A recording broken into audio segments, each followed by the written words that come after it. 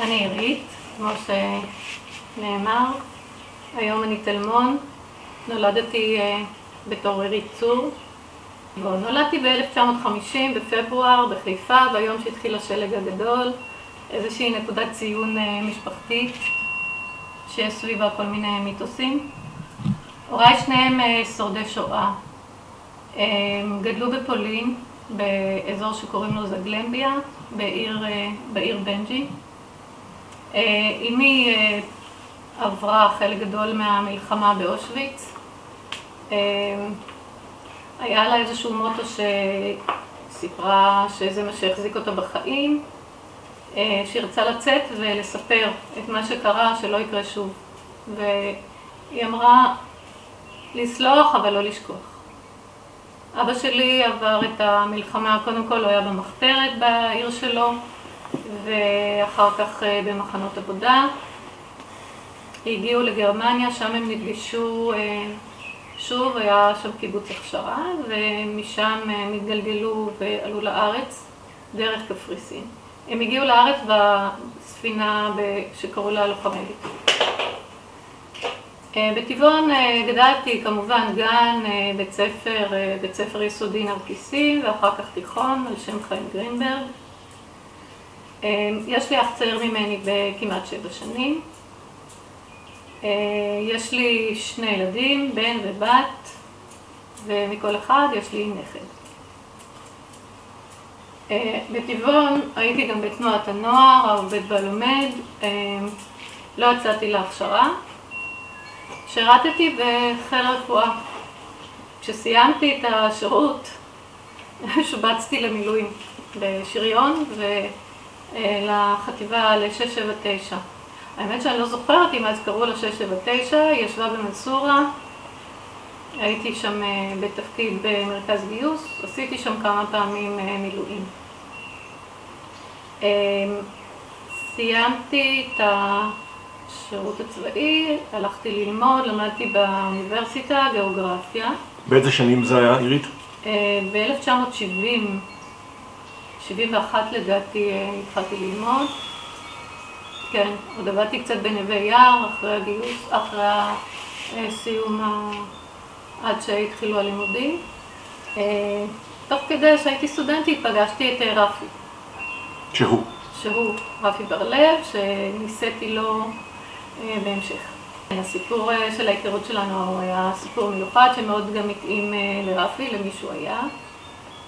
נסעתי עם הוריי לאיזה אירוע משפחתי, ובצ'ק פוסט עצרה במקביל אלינו עצר ג'יפ צבאי, וראיתי איזה פנים של חייל שמביט ומסתכל, ואור ירוק, המשכנו לנסוע, ואז שמתי לב שהג'יפ נוסע בעקבותינו.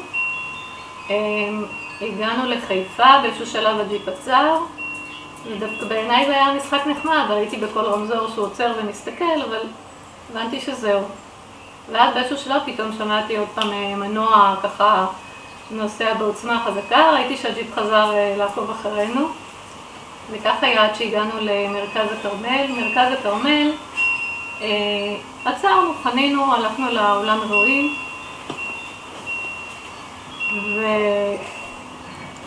ושכחתי מכל הסיפור. כשיצאנו מהאולם, הגענו לאוטו, ראיתי פתאום על המראה של החלון הקדמי, ככה על הווישר, מכתב צמוד.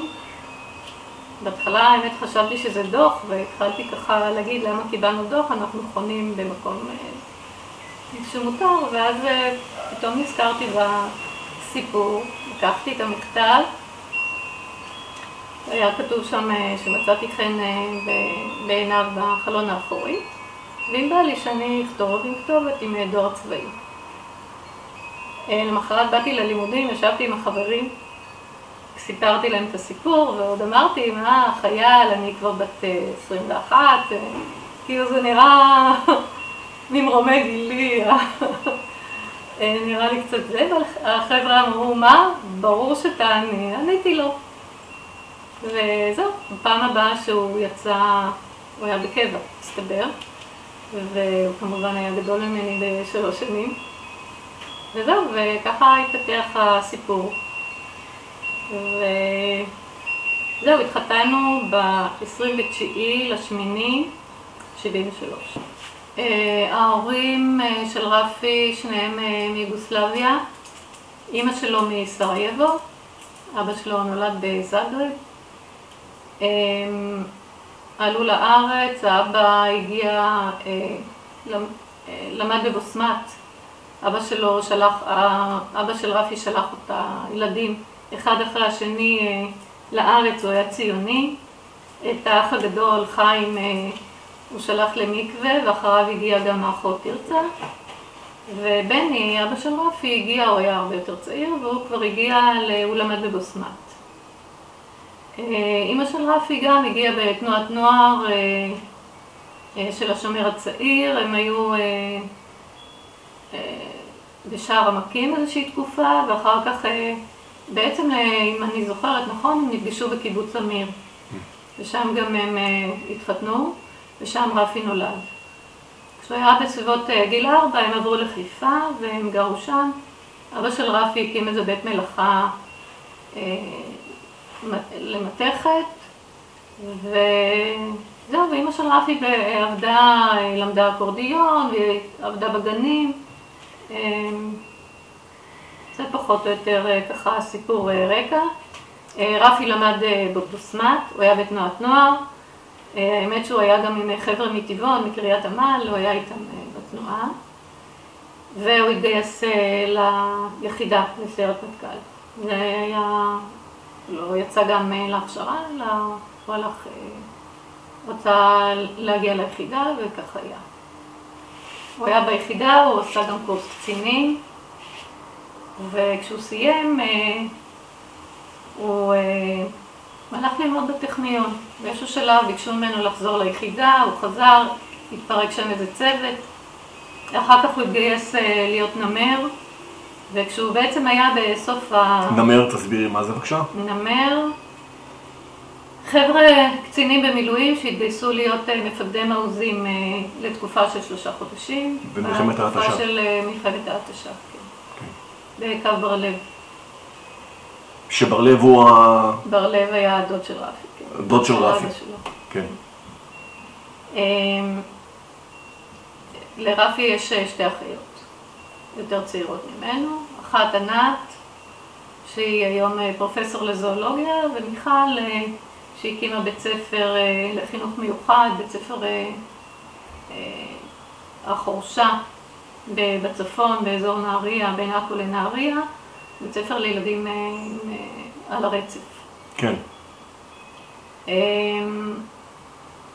רפי היה בחופשת שחרור, והוא הגיע, תוך כדי טיול, הוא הגיע לפגש את דוביק תמרי, שהיה אז מח"ט בשריון. ישבו לילה שלם, ודוביק שכנע אותו לעבור לשריון, שזה הדבר הבא. כן, כן. ורפי במקום להשתחרר הלך ועשה קורס הסבה לשריון וקורס מ"פים. כן. לפני מלחמה הוא גם שובץ לגדוד סיור של האוגדה של אריק שרון. הם עשו אפילו אימוני הקמה. כן.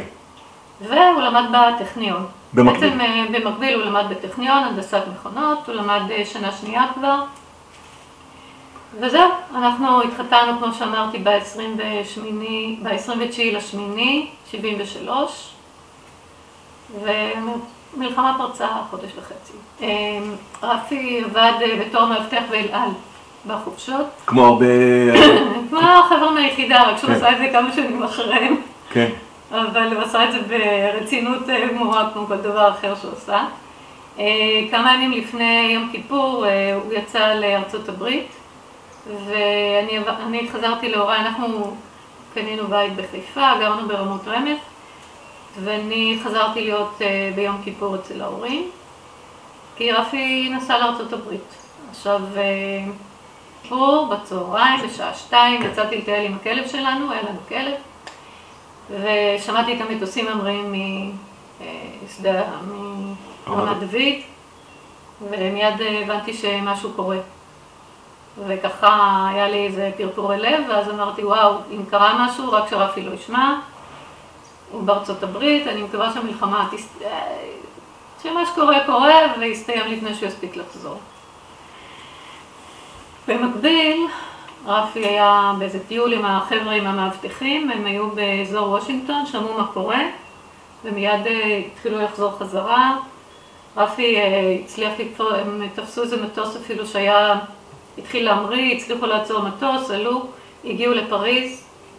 בפריז גם היה שם, כנראה היו הרבה חבר'ה שרצו לטוס. ממה שסופר לי, הוא תפס איזה מישהו ואמר לו, אני מ"פ, אני חייב לעלות, הוריד אותו מהמטוס. זה ככה הסיפור שלו שמעתי ממנו. וגם שמעתי עוד סיפור, הוא פגש שם את יואב ברום, שהם הכירו ככה מהצבא, ובעצם כל הטיסה הם ישבו ודיברו ודנו במה לעשות, איך לעשות, כאילו על המלחמה שהם הולכים לקחת בחלק. המג"ד שלו היה בנצי כרמלי, ויום לפני שרפי הגיע לפלוגה, הוא נהרג. היה שם איזה אירוע של ירי ובנצי נהרג.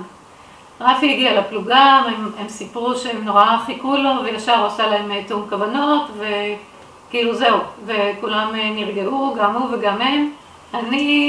אני מצד שני, בשעה 4 קיבלתי הודעה, הגיעו לקחת אותי למילואים, לחטיבה. הייתי בחלוץ של החטיבה כי שרתי במרכז גיוס. והאמת שאפילו לא הספקתי להודיע לחטיבה שהתחתנתי, אז בעצם נשארתי במילואים. בדרך כלל מי שמתחתן, נשים מתחתנות, משוחררות במילואים. נסעתי באוטובוס כל הדרך, ישבתי עם פינקי מרנין, שהוא היה קצין בחטיבה. הוא היה שנה מעליי, וזהו, ככה הגענו לחטיבה. הגענו למחנה יפתח. במחנה יפתח, התפקיד שלי היה לקלוט את החיילים, קלטנו שם את כולם. 12 בלילה היה לי חבר מאוד מאוד קרוב, ידיד טוב, עמוס בן דוד, שלמדנו יחד גיאוגרפיה.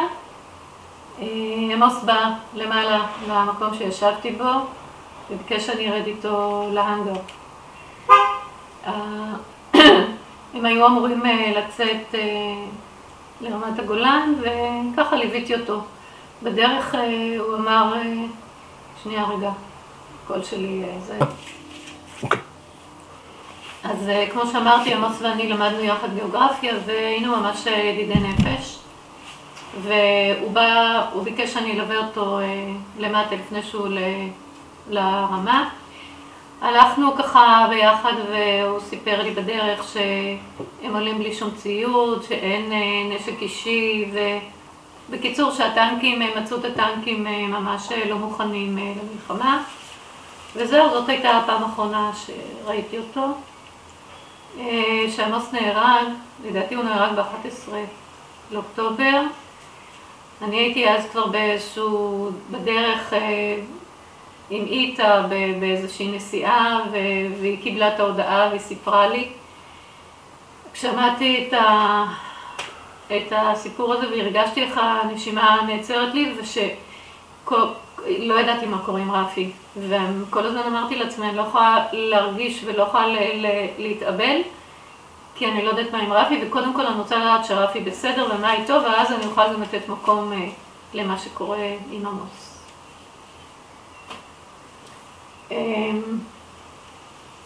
אז זהו, רפי הגיע, לא, הסיפור, חזרתי מעמוס, מההנגר, עליתי למעלה, למחרת בבוקר אמרו לי במרכז גיוס שם, שלום, סיימנו, קלטנו את כל החיילים, התפקיד שלך הסתיים, התחתנת, את תראי את עצמך משוחררת וחזרתי הביתה.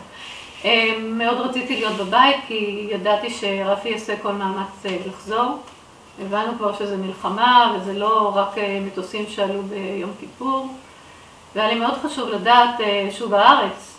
כאילו, פחדתי שאני אפילו לא יודע אם הוא הגיע, אם הוא במלחמה, אם הוא בארצות הברית. למחרת, לפנות בוקר, טלפון מרפי, הגעתי. הוא עוד סיפר לי שהוא קנה לאחי משקפי רייבן, והוא הביא בלוני חמצן לצלילה, הוא תכנן להביא לנו, הוא רצה שאנחנו נצלול ביחד. וזהו, הוא אומר שהוא יורד לדרום, הפלוגה מחכה לו, וזהו, וזאת הייתה השיחה המילולית האחרונה שלנו. בהמשך פגשתי באיזשהו שלב את צפי, שהיא הייתה בת זוג של יואב ברום. האמת שפגשתי אותה לא כל כך מזמן, עד אז לא הכרנו. היא סיפרה לי שהיא הייתה גם איתם בטיסה, הייתה עם יואב בפריז, הם נסעו לטיול, והיא שמעה אותם כל הדרך מדברים על המלחמה. היא הייתה נוכחת במפגש הזה. הם הכירו בטיסה, רפי ויואב, או שהם הכירו קודם? לא, הם הכירו כנראה עוד באיזשהו בצבא, בשריון באיזשהו מקום. הוא הרבה יותר מבוגר, יואב יותר מבוגר מרפי. כן, כן, יואב מבוגר, כן, הוא משפעים. הוא משפעים. כן. וזהו, עכשיו, מאחר ובנצי נהרג, בנצי כרמלי נהרג, המג"ד. יום למחרת, אחרי שרפי הגיע, גם יואב ברום הגיע, והוא קיבל את התפקיד של בנצי כרמלי, וככה הם נפגשו שוב במלחמה. זה ככה הסיפור של יואב ורפי. זהו, מה שאני גם יודעת על הקרבות שם, גם נדמה לי בתשיעי לחודש,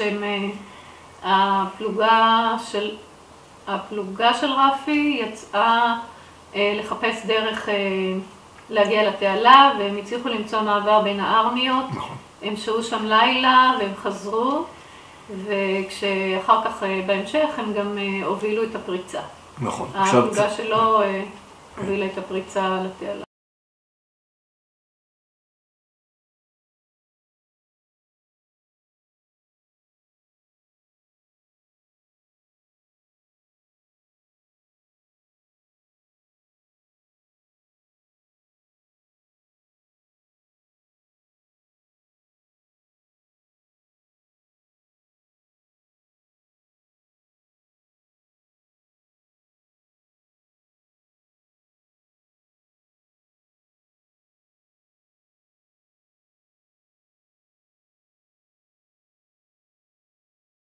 אירית, אבל את יכולה לספר על עצמך בזמן שאת מחכה לאיזושהי ידיעה?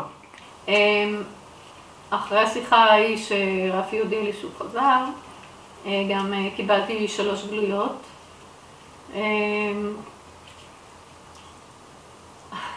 זה נורא מעניין, כי הגלויות, הוא כל פעם כתב אותם בצורה אחרת, הוא כתב אותם לכתובת של הוריי, אבל הוא כתב על כל גלויה משהו אחר. בהתחלה הוא כתב אירית בר-לב, אחר כך הוא כתב אירית צור. ואני ככה שמתי לב, וככה זה לא עשה לי טוב. כאילו משהו הלך והתהווה. אני רוצה גם לספר בתוך הסיפור הזה, אחרי שהתחתנו, היינו בירח דבש, היינו באזור ירושלים, הסתובבנו, טיילנו אבל כשחזרנו, פתאום תפסה אותי איזושהי הרגשה שאני הולכת לאבד אותו. איזושהי הרגשה שצנחה עליי, הרגשתי איזשהו כובד, ולא הצלחתי להתגבר עליה. הייתי צריכה לנסוע לעשות ייעוץ לקראת שנת הלימודים השלישית בגיאוגרפיה, והרגשתי שאין טעם, כאילו, כי אני בטח כבר לא עושה את השנה הזאת, אני לא אלמד. עכשיו, לא היה שום סימן, זה לא היה קשור לשום דבר, אבל הייתה לי איזושהי הרגשה, תחושה כבדה שאני הולכת לאבד אותו. עשיתי את מה שהיה צריך, כבר נרשמתי לכל הקורסים, והאמת שבאמת לא עשיתי את השנה הזאת, את השנה הזאת בחיפה לא למדתי. זהו, כשחזרתי הביתה ורפי התקשר, החלטתי שאני לא יושבת בבית, הבנתי שבמרכז גיוס, אחרי שקולטים את החיילים, צריך להקים את המערך מחדש. הרמתי טלפון למנסורה, שאלתי אם צריך עזרה, אמרו לי כן, יופי, בואי, וזהו.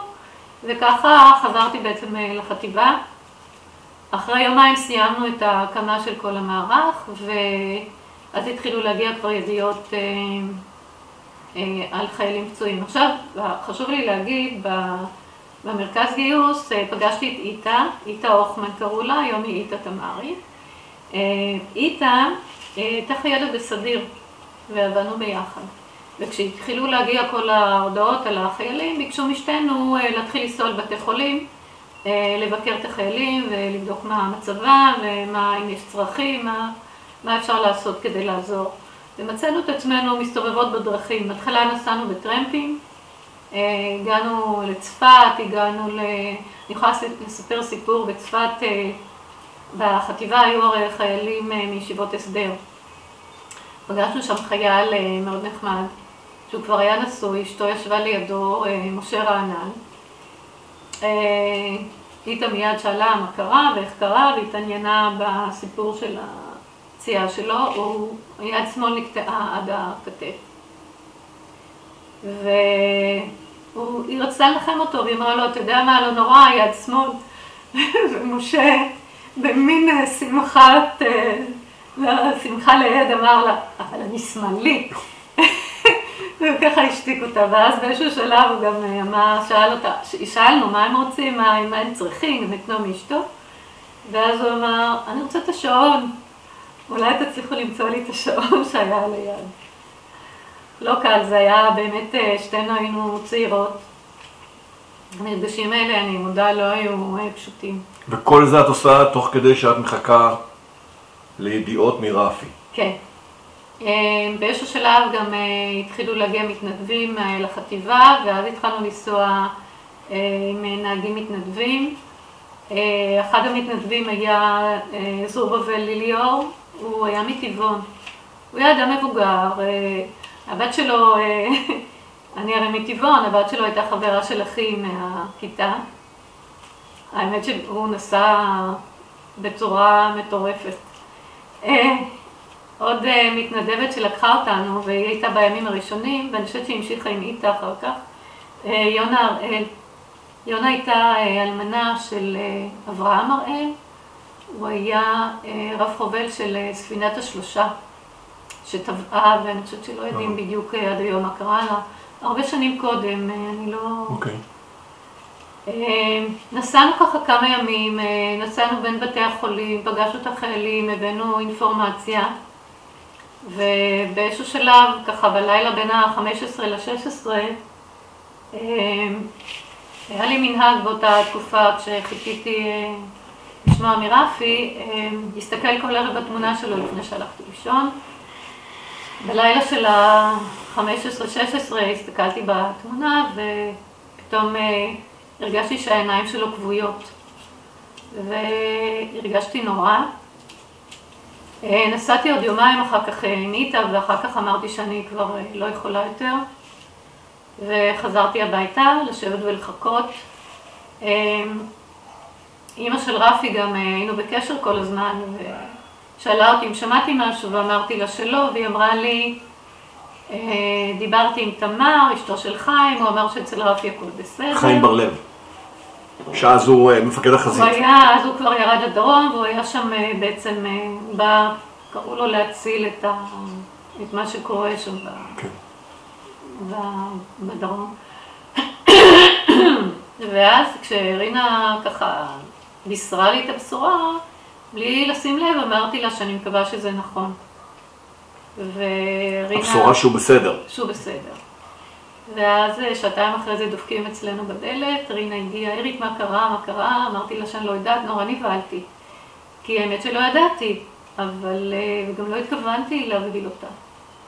אבל לא יכולתי, ההרגשה הזאת לא עזבה אותי. ובאמת בשבת הגיעה תמר, אשתו של חיים. היא באה לבשר לי שכאילו, היא אמרה שהוא נהדר, שלא יודעים מה איתו, אבל לי היה ברור שזהו. זה כאילו איזשהו משהו שהרגשתי אותו. האמת שלמזלנו באמת גם יחסית מהר, ידענו שרפי נהרג, היו דיווחים שהטנק שלו נפגע ונשרף, ומי ששרד שם בטנק זה הנהג של הטנק. אבל לא רצה לי לפגוש אותו. חיים אז פגש אותו ואמר שהוא בהלם ואפשר היה כאילו לשמוע ממנו יותר. את סיפרת שחיים לקח על עצמו לברר וירד עם ג'יפ לאזור הקרבות, ואז שם הוא מצא את הטנק. כן, מי שבעצם סיפר את זה יותר זה היה עומר. אני פחות...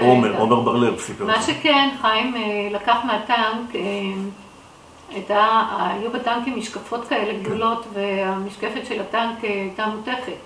הוא לקח אותה מהטנק והוא הביא לי אותה, הם סידרו את זה על איזשהו לוח מעץ זית, שתהיה לי איזה מזכרת מהטנק. כן. וזה קיים, האמת שלא ראיתי את זה כבר באיזה מה, זה אצל אבא שלי באיזשהו מקום בבית. זהו, זה ככה, ישבתי בבית, ישבנו 7, איתה שמרה איתי כל הזמן את קשר, ובאיזשהו שלב היא באה, שאלה אותי מה קורה איתי, ואמרתי לה שאני לא חוזרת ללימודים, שאני לא מסוגלת ללמוד, אני לא יכולה להתרכז. ואז היא אמרה לי, אז יאללה, בואי תחזרי, אנחנו צריכים אותך בחטיבה. היא פשוט אספה אותי תחת הכנפיים, החזירה אותי לחטיבה, וזהו, המלחמה הסתיימה, אבל החטיבה נשארה במובלעת הסורית, הייתה מפוזרת שם בין הכפרים וכל האתרים, והיה צריך לטפל בחיילים. וככה מצאנו את עצמנו שתינו בתור סמלות צעד או מש"קיות צעד בחטיבה. היינו נוסעות ממקום למקום. מסתבר שלא פשוט לי כל הסיפור הזה. מרגישה שהרגשות ככה מציפים אותי, אז... אבל זה מה יש. כן. זהו, בעצם היינו כל בוקר עולות לרמה. היה לנו איזה רכב מהחטיבה. היינו מגיעות למפקדה שם ומתפזרות שתינו, בהתחלה היינו ביחד. אחר כך גם מצאנו את עצמנו כל אחד בנפרד, והאמת שכל אחד ככה מצאה איזה גדוד מסוים שהיא עבדה איתו והייתה איתו בקשר קבוע. אני הייתי בקשר עם דודי וגמן. שזה אני. כן, במקרה שלו. כן. ואיתה הייתה... עם חיים? אולי? אני הייתי גם קצת עם חיים, אבל היה עוד, מי היה השלישי? חשוב להגיד, החיילים, החטיבה ישבה בעצם, אני חושבת 7 חודשים. כן.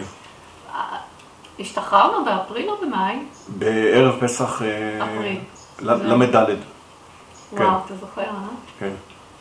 החטיבה ישבה חודשים ארוכים מאוד, בעיקר במובלעת, נכון? כן. או שרק במובלעת? גם במובלעת. גם במובלעת, זהו, נכון? בתוך סוריה, כן. אני פשוט זוכרת ככה, אני זוכרת מקומות, אני זוכרת אירועים מסוימים.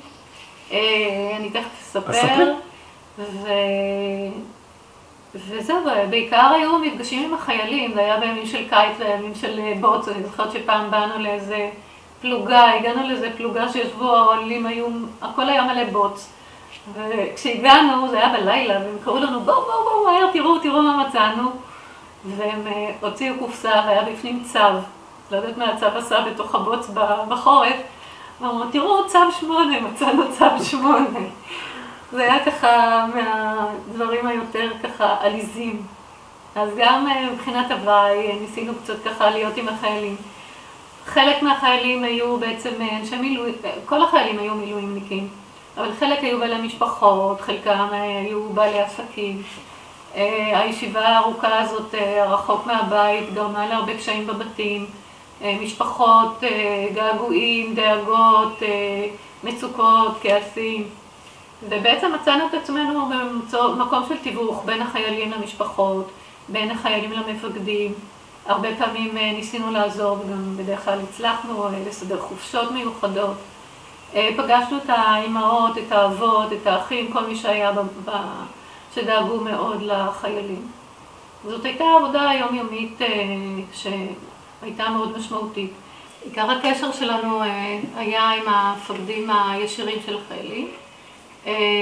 לפי הצורך, לפעמים היינו נפגשות עם הסמח"ט, הגענו גם למח"ט בדברים יותר רציניים, ומדי פעם גם היינו צריכות לפנות לעזרה מהרופא החטיבתי, דוקטור שאול מרין. אני רוצה לספר על דוקטור מרין, שהוא היה הרופא החטיבתי.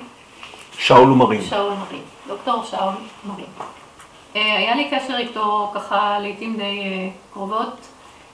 חלק בגלל כל מיני עניינים שהיו קשורים לחיילים, וחלק גם בגללי. התקופה הזאת, כמו שכבר אמרתי, לא הייתה לי פשוטה, והייתי צריכה לעזרה בנושא העיניים. כנראה עודף דמעות וכאלה, ובאתי אליו לייעוץ והוא עזר לי. והיו לנו כל מיני שיחות ככה יותר לעומק. אחת הפעמים הוא אמר לי שהוא רוצה לספר לי איזה סיפור שקשור בי ובחיילים של החטיבה. הוא נתן לי להבין שזה קשור לעניין שהסתובבתי שם והייתי אלמנת צה"ל טריה. איכשהו לא יצא לנו להיפגש. ואני ניסיתי קצת לחפש אותו, כנראה לא מיד אחרי המלחמה, ולא כך מצאתי אותו ולא השקעתי בזה, וכשכבר ככה יותר חשבתי על זה, התברר לי שהוא כבר לא בחיים. אז נשאר לי איזה מקום ככה לא סגור, אבל הדבר היותר ככה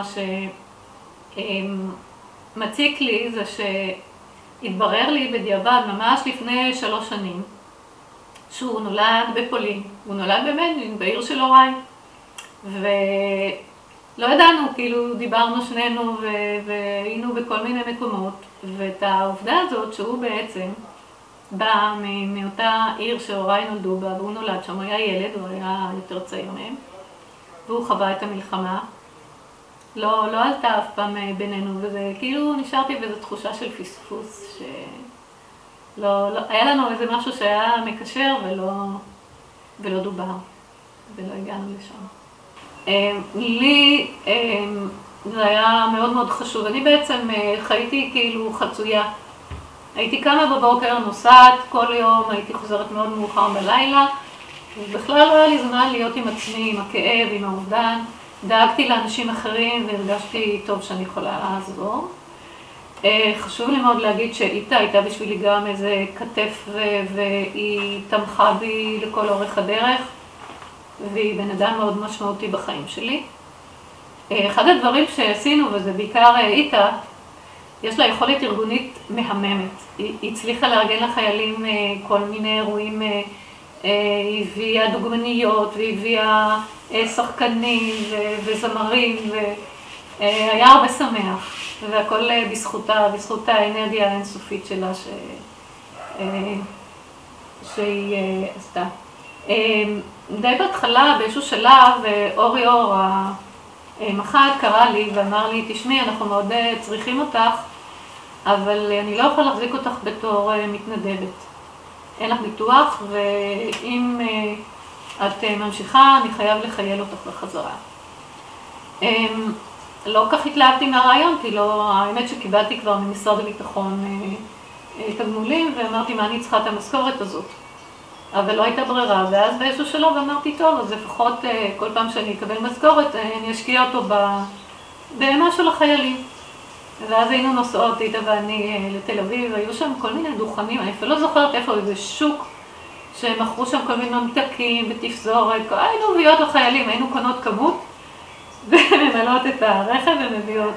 אחת הפעמים מצאנו מוצצים, סוכריות בצורה של מוצץ. קנינו כמות אדירה והבאנו, והיה כל כך נחמד לראות בכל מקום שבאנו, הלכו חיילים עם מוצצים בפה. היו כאלה שביקשו עוד מוצצים להביא לילדים, וזה היה באמת ככה, זה מהדברים ככה יותר נחמדים שזכורים לי מהתקופה הזאת. יום אחד נסענו, היינו צריכות להגיע לנסג'. ישבה שם, מסתבר שגם לוי היה שם, לוי מן, הסמח"ט. בתוך המובלעת. במובלעת. כן. הגענו, היו מחסומים, כל פעם בין כאילו כשהיה צריך לעבור למובלעת, היינו צריכים לעבור מחסום. היינו בטרנזיט של המפקדה, שלקח אותנו, והחיילים במחסום אמרו לנו, סליחה, אתם לא יכולים לעבור, יש כוננות ספיגה. עכשיו, מה זה לא יכולות לעבור? איתה ואני הסתכלנו אחת על השנייה ואמרנו, מה, אין מצב. אבל לא נתנו לנו, אז חזרנו עם הרכב קצת אחורה, כמה מאות מטרים, הגענו לאיזה מקום, אמרנו לנהג לעצור. ירדנו מהקבינה, נכנסנו לטרנזיט, היו שם כמה סמיכות מעופשות מלאות אבק. התכסינו את הסמיכות. וחזרנו למחסום. החייל הסתכל, הציץ, לא ראה אותנו. נתן לרכב לעבור, אנחנו מגיעות לתל נאסג', לכפר נאסג'. כן. ויורדות בשמחה, מרוצות, מגלות גאווה שהצלחנו לנצח את המחסום. ובא לקראתנו, יורד מאיזה טנק לוי, מען הסמכה. הוא רואה אותנו, קודם כל הוא ראה את הטרנזיט, אבל אחרי זה הוא ראה אותנו והוא נהיה חיוור. עד היום אני זוכרת אותו מול העיניים שלנו, הוא נהיה לבן. כבר, מה אתם עושות פה? מה אני אעשה איתכם? יש כוננות ספיגה, אין לנו איפה להיות, אין פה כלום. כאילו, איפה אני עכשיו, מה אני עושה איתכם? אנחנו פה, הכניסו אותנו לאיזה טנק. והיינו שם עד שהכוננות פסקה, וכנראה למזלנו לא היה אירוע, לא ירו. אבל זה ככה, פחות או יותר, ככה לספר קצת חוויות. חוויה אחרת שהייתה לי, ונסעתי לבד, הגעתי לחאן ארנבה. במובלעת. במובלעת. כן. והיה אמצע החורף שלג, הכל היה מכוסה לבן, קור אימים. עוד פעם, אני שם בלילה, באיזשהו שלב שאלתי איפה השירותים, כאילו. ואז החיילים מסתכלים עליהם, אומרים לי, בחוץ. יצאתי, חזרתי ואמרתי, מה, אין לכם זה? אז אמרו, לא. למחרת הלכתי ללוי מען, עוד פעם, הלכתי לסמח"ט, אמרתי לו, מה, חיילים שם וזה, אין להם מקום, אין שירותים. הוא הסתכל, הוכיח עם העיניים הטובות, ואמר לי, תראי וזה, אבל כמה ימים אחרי זה שמעתי שהביאו להם שם מתקן כזה של שירותים, איזה בודקה כזה. אז כן, אז אני מרגישה שפה ושם גם תרמתי בדברים האלה. מאוד חשוב לי להגיד שקיבלנו, היחס של הפיקוד היה מעולה. מהרמה הכי גבוהה, מהמח"ט ועד לאחרון המפקדים, תמיד הייתה אוזן קשבת, תמיד היה רצון ותמיד הייתה מוכנות לבוא לקראת ולעזור ולטפל בכל צורך שעלה. חיילים ישבו חודשים על חודשים במובלעת, בתנאים לא תנאים, והיה מאוד קשה. וכולם היו מוכנים לתמוך ולעזור. שמרנו גם על קשר עם החיילים שנפצעו, היו כמה חיילים ששכבו תקופות מאוד ארוכות, אם זה היה קביעות או היו בשיקום. היינו מגיעות לבקר אותם בבתי חולים, בשיקום וגם בבית, לפי הצורך. וכמובן היה לנו קשר רציף עם המשפחות שלהם. אחותו הבינונית של רפי, ענת, הייתה בתקופת המלחמה גם לפני, היא הייתה מגויסת, היא הייתה בחתמ"ר, היא ישבה בנפח, הייתה הפקידה של המפקד של החתמ"ר. אחרי שרפי נפל, פנו מהצבא וביקשו מההורים אישור להמשך השירות שלה במקום. ובני, אבא של רפי, אמר, אם צריך, אז זה מה שיהיה. וזה מה שהיה. היא נשארה שם, ומדי פעם הייתי מגיעה, גם קפצתי לבקר אותה בנפח, הם ישבו בנפח. בני, אבא של רפי, גויס גם מול המלחמה. הפלוגה שלו, שרמנים, מלחמה ברמת הגולן, הוא היה קצין החימוש שלהם. אחרי שרפי נפל, הוא הוחזר הביתה.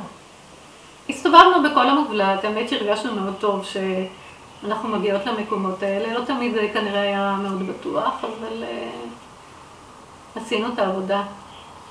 ספרי על הביקור של המשפחות, הביקורים שלך במשפחות. כן, האמת שאני ככה מנסה לשחזר, זה היה הכל כאילו איזשהו סרט ארוך ואינסופי. כשהיינו נפגשות עם חיילים, גם נסענו לבקר אחר כך את המשפחות. אני זוכרת שנכנסנו ויצאנו מבתים משפחות שכולות, הכוונה. זה גם, אחרי. זה אחרי, אוקיי. אבל היינו גם בקשרים עם הרווחה ביישובים. כן. כי היו גם משפחות שהיו במצוקה גם בלי קשר אפילו למלחמה, והחיילים ישבו ודאגו שאין לה בבית מה לאכול ואין מי שתומך במשפחה. לקראת סיום השהות של החטיבה לפני השחרור, פנו אליי מהגדוד של וגמן, ואגמן פנה אליי וביקש, הוא והסרן, נכון, השליש, תכננו לנסוע למשפחות של החיילים השכולים. החטיבה הכינה מין בזלתה כזאת, זה היה גם לוח מעץ זית עם מלא ממתכת כזה. ממתכת, זה היה של פגזים, איזשהו פלטה כזאת, כן, עם עיצוב, כמו עלה, כמו נר. וביקשו ממני להצטרף אליהם לנסיעות למשפחות. כן. אני לא זוכרת כמה משפחות, היו 70 או שהגזמתי? לא, הייתה חלוקה, לא היינו בכולם, היינו אצל איזה 20, 30, משהו כזה. זה נראה לי המון. כן, זה היה המון. אז עשינו כמה ימים שוב מהבוקר עד הערב, ונכנסנו ויצאנו משפחות שכולות, והקשבנו להם, והיינו שם בשבילם. והאמת שאם תשאלו אותי היום איך עשיתי את זה, אני ממש לא יודעת איפה לקחתי את הכוחות, אבל כנראה ביחד, היחד שלנו כנראה גם עשה משהו. כן. וזהו, והשתחררנו. וכמה זמן, תקופה קצרה אחרי השחרור, באה אליי חברה, ששאלה אותי אם מתארגנת קבוצה של אלמנות, אם תתארגן קבוצה של אלמנות מלחמה, יש איזושהי יוזמה לקחת אותם לנסיעה ללונדון לשבועיים, כמו שעשו לחיילים נכים, פצועים. ואז הייתי בתקופה הזאת ככה, אמרתי לה, בסדר, אם תהיה קבוצה אני אסע, הייתי במין כזה, כל מה שבא שיהיה. ומצאתי את עצמי בחודש מאי, עשינו קבוצה של 20 אלמנות, שמתוכם ככה רוני, אשתו של עמוס בן דוד, חברה שלי, הייתה אורה, אשתו של משה וקס. כן. והיו עוד כמה אלמנות מהחטיבה. וכן, היינו שם שבועיים, הכרתי את המשפחה שאימצה אותנו, חילקו אותנו למשפחות שישנו שם, ונשארתי איתם עד היום בקשרים עם משפחה, הם גם עשו עלייה אחר כך, משפחת הריס. אז זה ככה היה כאילו הסיום של כל התקופה לא פשוטה הזאת של המלחמה. אני רוצה להגיד עוד דבר, המלחמה הזאת נגעה בשכבת גיל, שבעצם לאן שלא הסתכלנו, פגשנו כל האנשים סביבי, כולם, או שזה אישה, או בת זוג, או חברה, או כאילו אח של...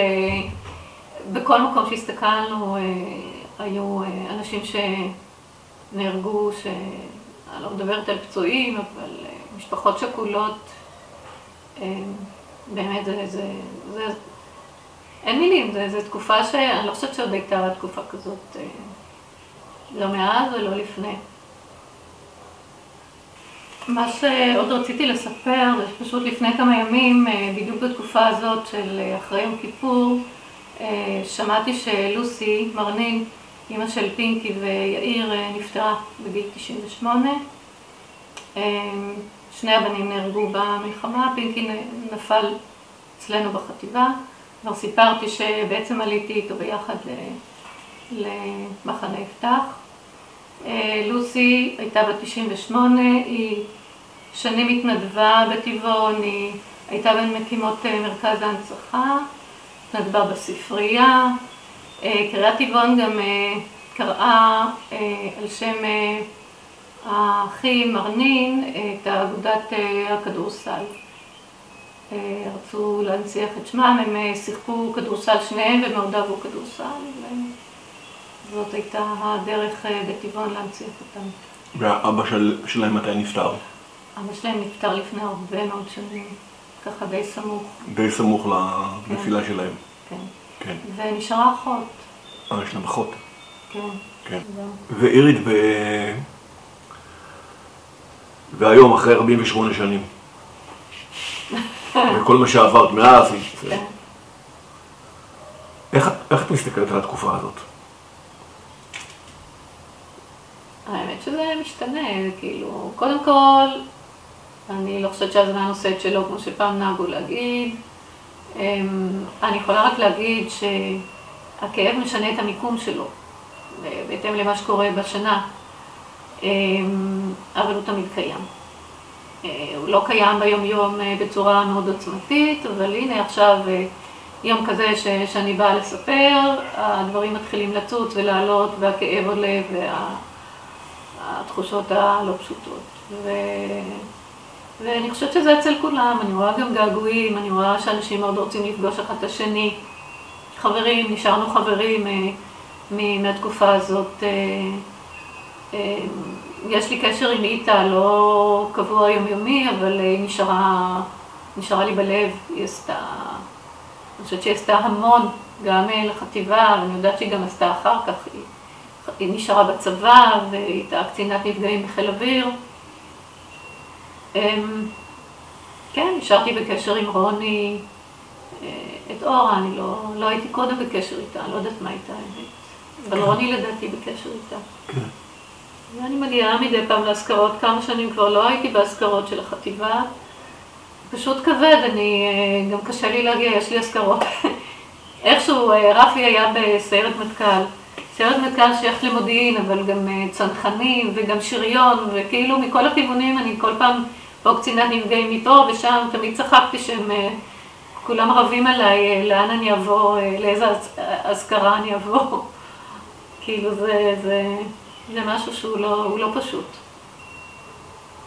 אז זהו, אני הקמתי משפחה, יש לי ילדים, יש לי נכדים, החיים זורמים, למדתי עבודה סוציאלית,